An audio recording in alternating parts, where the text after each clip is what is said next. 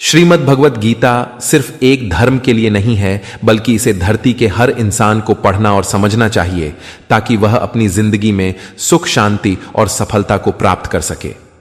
कहा जाता है कि जिस घर में गीता का पाठ हर रोज पढ़ा जाता है या सुना जाता है, उस घर में भगवान श्री कृष्ण आते रहते हैं। श्रीमद् भगवत गीता साक्षात भगवान की दिव्य वाणी है। इसकी महिमा अपार है, अपरिमित है। उसका यथार्थ में वर्णन कोई नहीं कर सकता। शेष, महेश, गणेश भी इसकी महिमा को पूरी तरह से नहीं कह सकते। फिर मनुष्य की तो बात ही क्या है। भागवत गीता में कुल 18 अध्याय और 700 श्लोक हैं, जिसे सभी के लिए पढ़ पाना थोड़ा मुश्किल है। इसीलिए आज के इस बेहद ही खास वीडियो में हम श्रीमद् भगवत गीता के 18 अध्याय के 700 श्लोकों के सार के बारे में बात करेंगे, जिन्हें जानकर आप श्रीमद् भगवत गीता का सही मतलब समझ पाएंगे। इसलिए इन विचारों को आप हर रोज रात में सोने से पहले जरूर सुनें।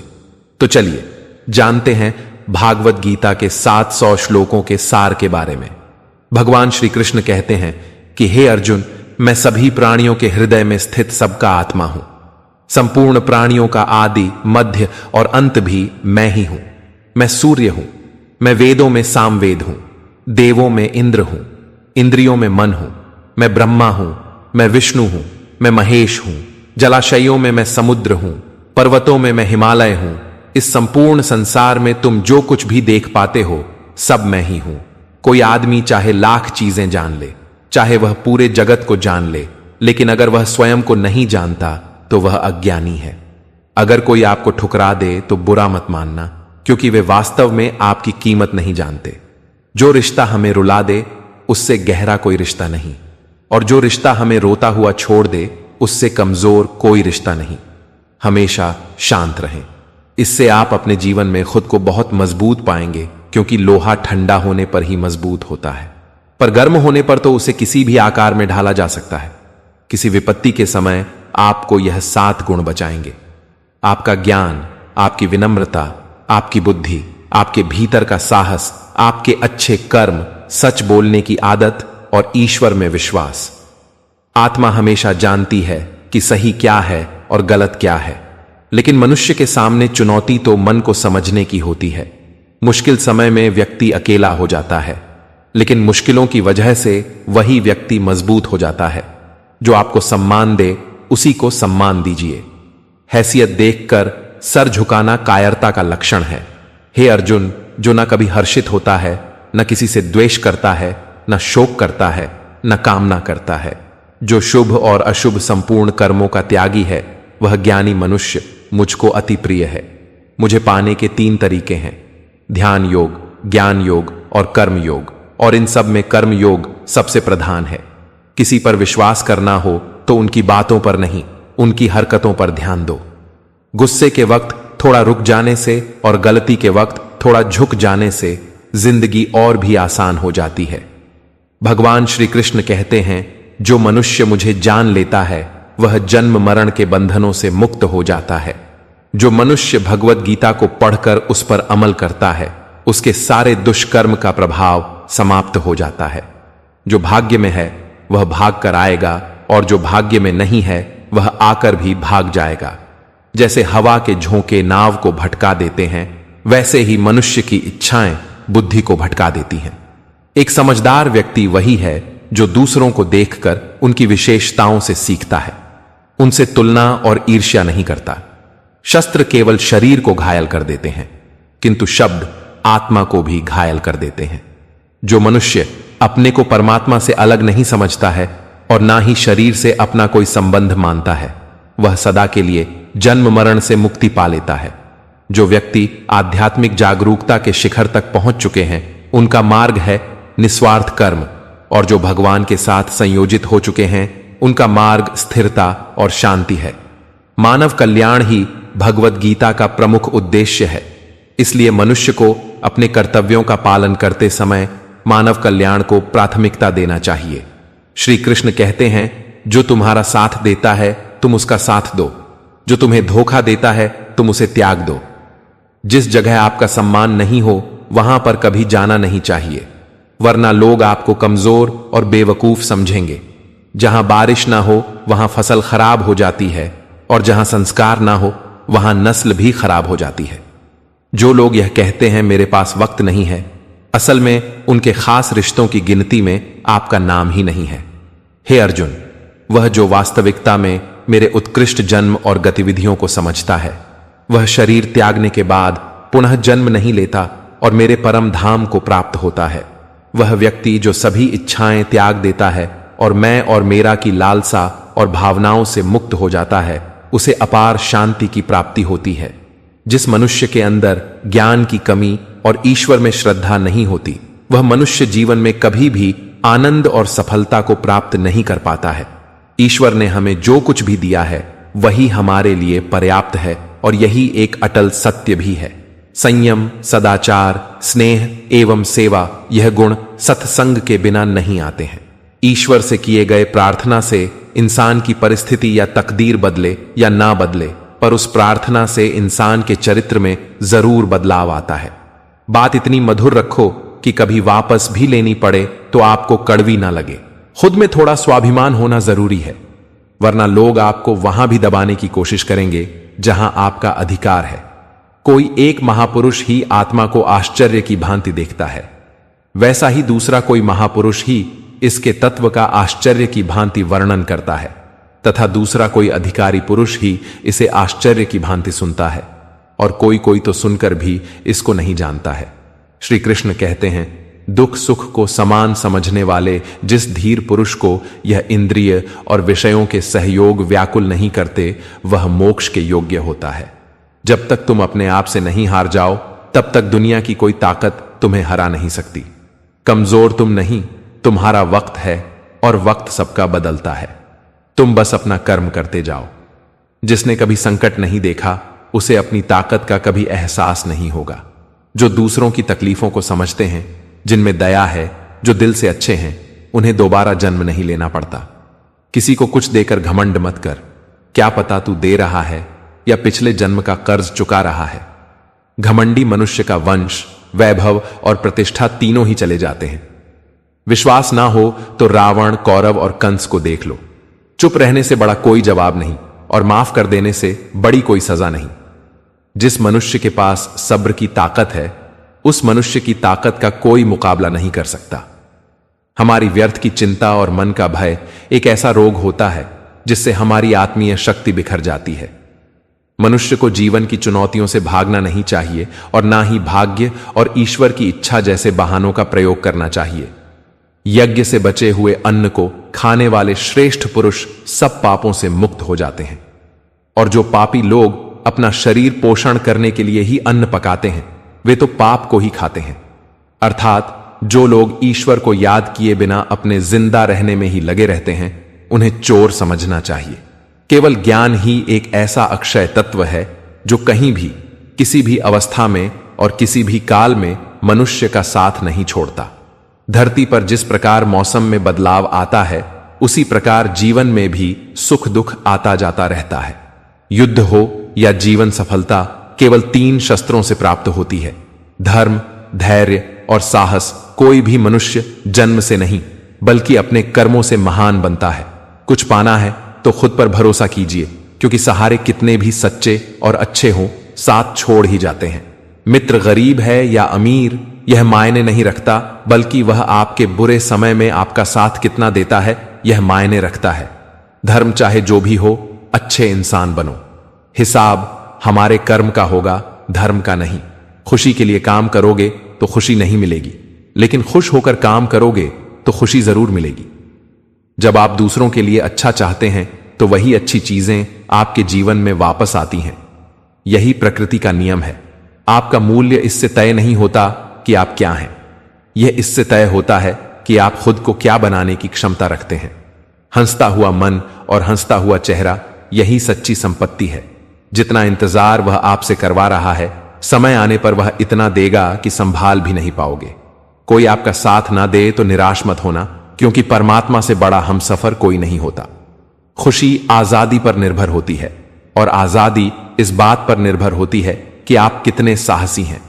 विश्वास के बगैर इस दुनिया में कोई भी रिश्ता ज्यादा देर तक कायम नहीं रह सकता। यदि किसी भूल के कारण कल का दिन दुख में बीता तो उसे याद कर आज का दिन व्यर्थ ना करें।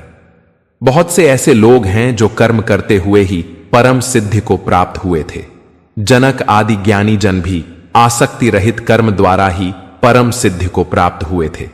इसलिए मनुष्य को हमेशा अच्छे कर्म करने चाहिए और फल की अभिलाषा से दूर रहना चाहिए। हे अर्जुन, मेरा इन तीनों लोकों में ना तो कुछ कर्तव्य है और ना ही कोई वस्तु प्राप्त करने योग्य है, फिर भी मैं कर्म करते हुए अपने कर्तव्य का निर्वाह करता हूं। श्री कृष्ण कहते हैं, हे पार्थ, यदि मैं कर्मों को करने में सावधानी ना बरतूं तो बड़ा अनर्थ हो जाएगा, क्योंकि मनुष्य सब प्रकार से मेरे ही मार्ग का अनुसरण करते हैं। इस दुनिया में हारे हुए इंसान की तकलीफ में पड़े हुए इंसान की कोई मदद नहीं करता, और अगर कोई इंसान थोड़ा सा सफल हो जाए तो उससे कोई खुश नहीं होता। इसीलिए अपना दुख किसी को बताओ मत और अपनी खुशी किसी के आगे जताओ मत। मनुष्य का आहार हमेशा सात्विक और संतुलित होना चाहिए। जिस इंसान को यह समझ नहीं कि क्या खाना चाहिए, कितना खाना चाहिए, कहां खाना चाहिए और कैसे खाना चाहिए, वह परमात्मा को कभी नहीं पा सकता। जो मंदबुद्धि मनुष्य सिर्फ दिखावे के लिए कहता है कि उसने समस्त इंद्रियों को वश में कर लिया है, परंतु वह मन ही मन उन इंद्रियों के विषयों का चिंतन करता रहता है, वह मनुष्य मिथ्याचारी अर्थात दंभी कहा जाता है। जो पुरुष परंपरा से नहीं चलता, सृष्टि चक्र के नियमों का पालन नहीं करता अर्थात अपने कर्तव्य का पालन नहीं करता, वह इंद्रियों के द्वारा भोगों को भोगने वाला पापी पुरुष व्यर्थ ही जीता है। परंतु जो मनुष्य आत्मा में ही रमण करने वाला और आत्मा में ही तृप्त तथा आत्मा में ही संतुष्ट हो, उसके लिए कोई कर्तव्य नहीं है। आत्मा का मतलब यहां सबसे बड़ा सच है, और जो सत्य को समझता है, सत्य में ही खुश होकर सत्य में ही रहता है, उसके लिए कोई कर्तव्य नहीं है। लेकिन ऐसा कोई लाखों करोड़ों में एक होता है।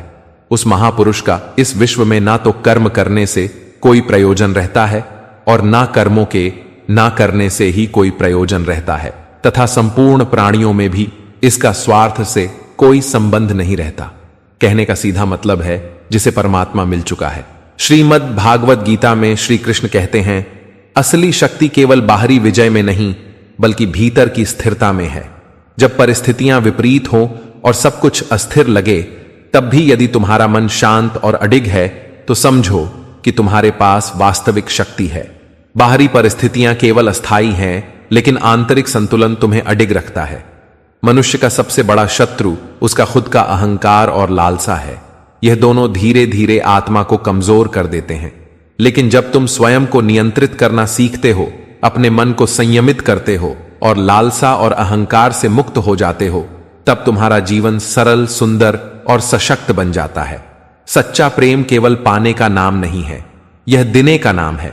बिना शर्त प्रेम करने वाला व्यक्ति ही वास्तविक आनंद और शांति का अनुभव करता है।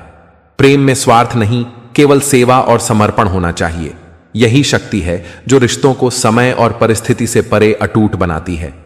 अकेलापन कभी कमजोरी नहीं है, बल्कि आत्मा की खोज का अवसर है। अकेले रहकर तुम्हें अपने भीतर की आवाज सुनने, अपनी असली क्षमता पहचानने और अपने डर और कमजोरियों का सामना करने का समय मिलता है। भीड़ के पीछे चलना आसान है, लेकिन अपनी राह खुद बनाना ही असली साहस है।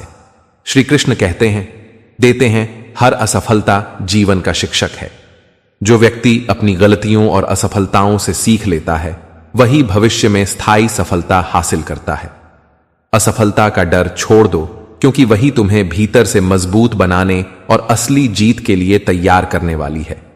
त्याग और समर्पण केवल दूसरों के लिए नहीं, बल्कि स्वयं के लिए भी आवश्यक है। जब तुम अपने अहंकार, लालसा और मोह को त्यागते हो, तब तुम्हारे भीतर शांति, संतोष और शक्ति उत्पन्न होती है। यही त्याग जीवन को हल्का और सुंदर बनाता है। मनुष्य का वास्तविक सौंदर्य उसके चरित्र, कर्म और हृदय की शुद्धता में है। केवल बाहरी रूप को सजाना पर्याप्त नहीं है। जब भीतर का मन और आत्मा सुंदर होती है, तभी जीवन का हर अनुभव प्रगल्भ और सार्थक लगता है। धैर्य जीवन की सबसे बड़ी शक्ति है। जो व्यक्ति धैर्य खो देता है, वह परिस्थिति के हाथों खेल बन जाता है। लेकिन जो व्यक्ति हर कठिनाई और बाधा के बावजूद डटा रहता है, वह हर चुनौती में विजेता बन जाता है। धैर्य ही सफलता और स्थिरता की नींव है। समस्या और कठिनाइयां डराने के बजाय तुम्हें सिखाने और मजबूत बनाने के लिए आती हैं। यदि तुम उन्हें अवसर मानकर सामना करोगे तो वे तुम्हें और अधिक सक्षम और बुद्धिमान बनाएंगी। वही व्यक्ति जो समस्याओं से भागता है अंततः अवसर खो देता है। श्री कृष्ण कहते हैं, सच्चा आत्मविश्वास बाहरी सफलता में नहीं बल्कि भीतर की स्थिरता और संतोष में है। यदि तुम्हारा मन शांत, आत्मा स्थिर और हृदय करुणामय है तो कोई भी बाहरी परिस्थिति तुम्हें हरा नहीं सकती। वास्तविक विजय भीतर से आती है। हर कदम चाहे छोटा क्यों ना हो, जीवन की यात्रा में महत्वपूर्ण है। छोटी छोटी कोशिशें ही बड़े परिवर्तन का आधार बनती हैं।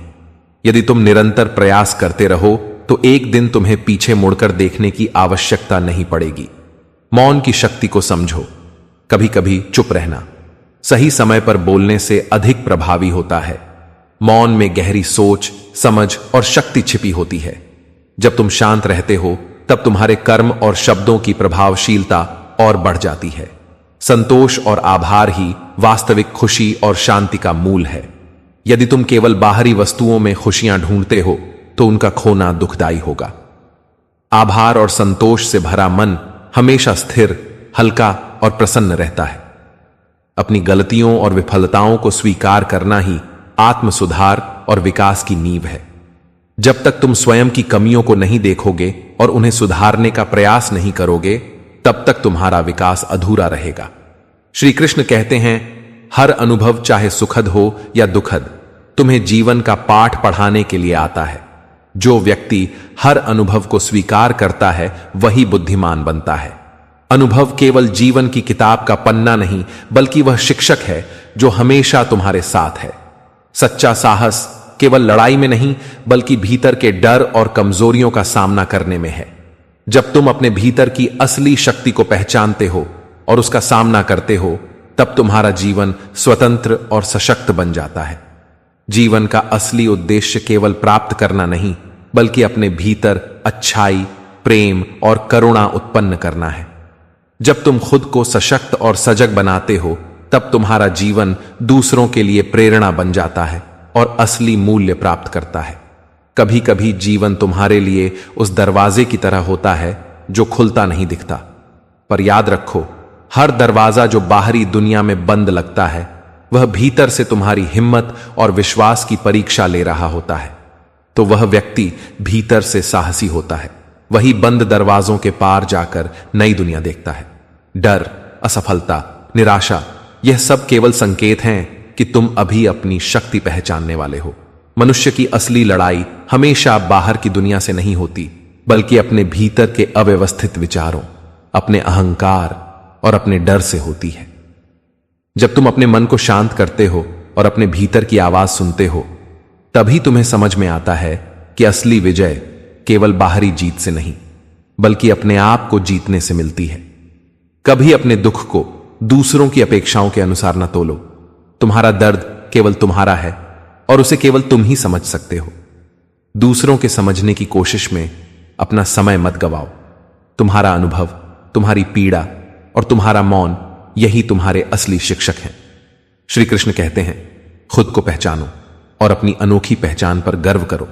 दूसरों की अपेक्षाओं के अनुसार जीना आसान है, लेकिन यह तुम्हें भीतर से खोखला कर देता है। जो व्यक्ति अपनी आत्मा की आवाज सुनता है और उसी पर चलता है, वही सच्चे अर्थों में स्वतंत्र होता है। दूसरों की राय को अपने मूल्य का मापदंड मत बनने दो। सच्चा सुख बाहरी वस्तुओं में नहीं, भीतर की संतुष्टि में है। धन, पद और प्रसिद्धि क्षणिक हैं। यदि तुम भीतर से संतुष्ट और शांत रहो तो दुनिया के कोई भी संघर्ष तुम्हें हरा नहीं सकते। संतोष और आभार से भरा मन ही सबसे बड़ा खजाना है। दूसरों को माफ करना केवल उनका नहीं, तुम्हारे लिए भी महत्वपूर्ण है। जो व्यक्ति अपने हृदय से कड़वाहट और क्रोध को निकाल देता है, वह भीतर से हल्का और मुक्त हो जाता है। क्षमा केवल दूसरों को छोड़ना नहीं है बल्कि अपने आप को बोझ मुक्त करना है। असफलता जीवन का हिस्सा है और यह तुम्हें कमजोर नहीं बल्कि मजबूत बनाती है। हार को अंतिम ना मानो बल्कि इसे सीख और अनुभव का माध्यम समझो। हर बार गिरने के बाद उठना ही असली विजय है। जो व्यक्ति इस सीख को अपनाता है वही अंत में शिखर पर पहुंचता है। श्री कृष्ण कहते हैं, समय की कदर करना सीखो। हर क्षण अमूल्य है और एक बार बीत जाने के बाद लौट कर नहीं आता। जो लोग समय का सही उपयोग करते हैं वही जीवन में स्थायी सफलता और शांति पाते हैं। समय केवल अवसर ही नहीं बल्कि जीवन की सबसे बड़ी शिक्षक भी है। अकेलापन कभी कमजोरी नहीं है बल्कि शक्ति का स्रोत है। अकेले रहकर तुम अपने मन और आत्मा की आवाज सुन सकते हो, अपने भीतर छुपी शक्ति को पहचान सकते हो और वास्तविक शांति पा सकते हो। भीड़ के पीछे चलने से बेहतर है अपनी राह खुद बनाना। सपने बड़े रखो और उनका पीछा करो।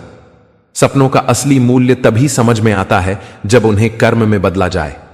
केवल सोचने से कुछ नहीं बदलता। हर दिन हर पल एक नया अवसर है। यदि तुमने इसे खो दिया तो कल का दिन भी अधूरा रहेगा। प्रेम केवल पाने का नाम नहीं है, यह देने का नाम है। बिना शर्त प्रेम करने वाला व्यक्ति ही सच्चे सुख और संतोष को अनुभव कर सकता है। जब तुम दूसरों के जीवन में खुशियां लाते हो तो तुम स्वयं को भी अमूल्य आनंद देते हो।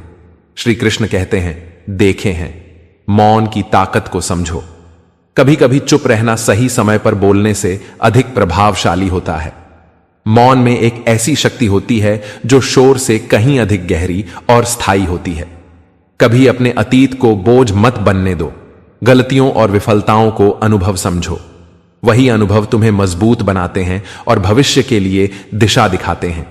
अपने अतीत से डरने के बजाय उसे गले लगाओ और सीखों को अपनाओ। सच्ची स्वतंत्रता भीतर से आती है। जब तुम्हारा मन इच्छाओं और भय से मुक्त होता है तभी जीवन का असली आनंद मिलता है। बाहरी परिस्थितियां चाहे जैसी भी हों, भीतर से स्वतंत्र व्यक्ति कभी हार नहीं मानता। हर समस्या के भीतर एक अवसर छुपा होता है। जो व्यक्ति समस्या को चुनौती समझकर उसका सामना करता है वही अवसर का लाभ उठा पाता है। समस्या डराने के बजाय तुम्हारे भीतर छुपी शक्ति को जगाती है। श्री कृष्ण कहते हैं, असली महानता बाहरी पदों या सम्मान में नहीं बल्कि दूसरों के जीवन को सरल बनाने और उन्हें प्रेरित करने में है। जो व्यक्ति अपने कर्मों और प्रेम से दूसरों को उठाता है वही सच्चा महान कहलाता है। अपने भीतर करुणा और दया को विकसित करो। वही ताकत है जो तुम्हें हर परिस्थिति में अडिग बनाती है। दूसरों की मदद करना केवल उनका नहीं, तुम्हारे लिए भी आशीर्वाद है। दोस्तों, इस वीडियो में बस इतना ही। मैं आशा करता हूं कि आपको इस वीडियो से बहुत कुछ जानने को मिला होगा। वीडियो को लाइक और शेयर करके कमेंट में जय श्री राधे कृष्ण लिखना ना भूलें और ऐसे ही ज्ञानवर्धक और प्रेरणादायक वीडियो पाने के लिए हमारे धर्म प्रवाह चैनल को सब्सक्राइब करके घंटी जरूर बजा दें। भगवान श्री कृष्ण आपको हमेशा प्रसन्न रखें। अपना ख्याल रखिएगा। जय श्री राधे कृष्णा।